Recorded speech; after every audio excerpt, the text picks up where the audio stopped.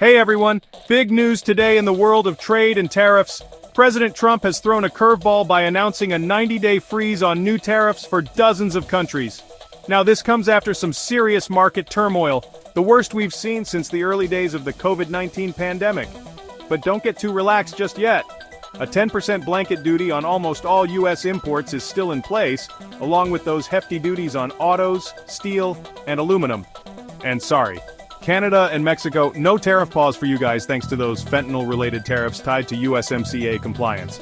But here's where things get really spicy. While freezing tariffs for other nations, Trump has tariffs on Chinese goods to a whopping 125% from 104%. China, of course, is not taking this lightly. They've vowed to fight to the end and might retaliate even further. Trump says China wants a deal, but just doesn't know how to go about it.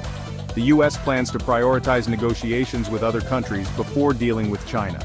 And thanks to these tariffs, Goldman Sachs has lowered China's 2025 GDP growth forecast from 4.5% to just 4%. Chinese sellers on Amazon are already considering price hikes or even pulling out of the U.S. market.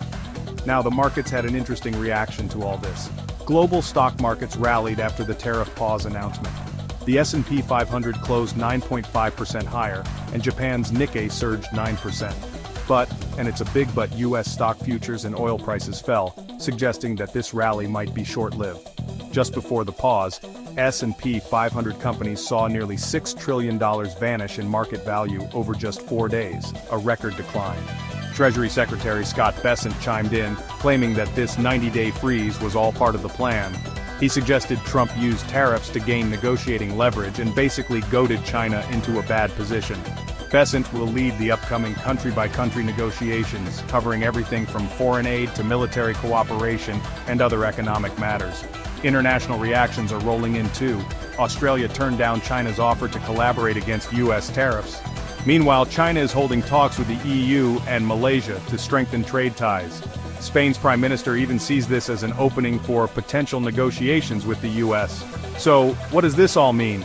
Well, the trade world is in flux, and the next 90 days are going to be crucial for global markets and international relations. Keep your eyes peeled for more updates, because this story is far from over. Don't forget to like, comment, and subscribe for more on this developing situation. Thanks for watching, and I'll catch you in the next video.